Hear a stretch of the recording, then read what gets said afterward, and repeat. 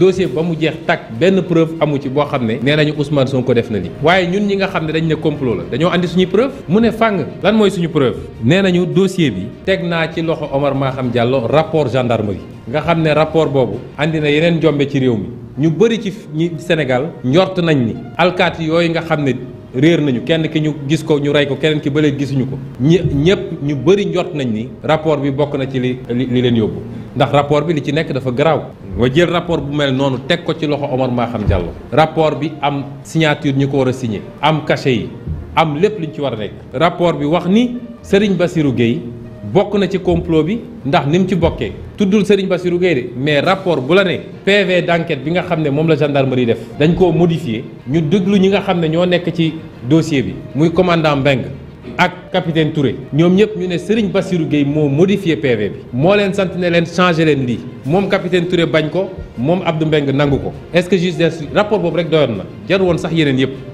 est-ce que juge d'instruction boobu waroon na renvoyer dossier bi mu jël ko teg ko fële ñu ñëwaat ci juge d'instruction bi ñu ne docteur bi nga xam ne moo consulté ki ne moom dañ koo siif docteur boobu ñëw taxaw ci kanamu juge bi ne ko man de kii ma ñiy wax bi ma ko jëlijee ba xool ko gisuma benn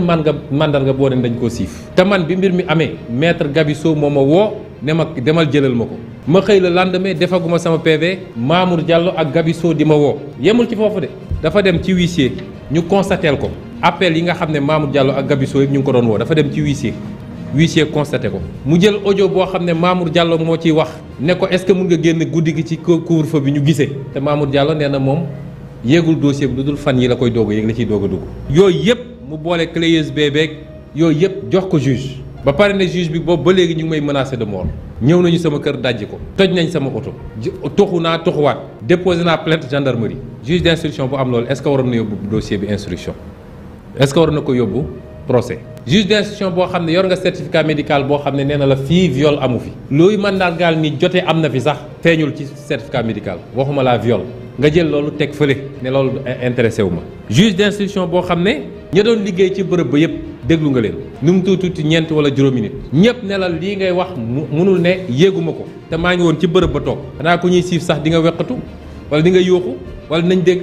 nga jël loolu lépp teg fële ne ça ne m'intéresse pas juge d'instruction boo xam ne capitaine Touré bi nga xam ne moo def enquête bi def na déposition ne ko li ma mës a déclaré yëpp wax ko ci presse wax ko feneen confirmé naa ko j'assume nga jël loolu teg fële ne intéressé wu ma juge d'instruction boo xam ne ki ñuy wax MC Baye Mbaye Niass woolu nga ko mu ñëw bi mu ñëwee nga ne ko yow li nga wax foo ko teg mu génneel la clé USB boo xam ne ay audio moo ci nekk audio yooyu ki nga xam ne moo ne dañ koo siif moo ne siif bi musul am jote sax amu fi waaye ñoom Mamour Diallo moo ma dugal ci lii ba pare ne ma débrouiller rek ba andil ma toq ma niyu yaa xam foo koy jëlee juge d'instruction bu ñu jox loolu nga woo ki nga xam ne moo jiñaate de mu ñëw nga tegal ko audio bi ne ko ndax lii yaa ko wax avocat ma ngi toog mu ne waaw lii sama baat la man maa ko wax waaye dama doon foo ak moom dama ko doon làmbatu rek pour xool nga ne loolu doyu la yow juge d'instruction nga jël loolu teg fële juge d'instruction boo xam ne def nga li ñuy wax réquisition mooy dem nga Sonatel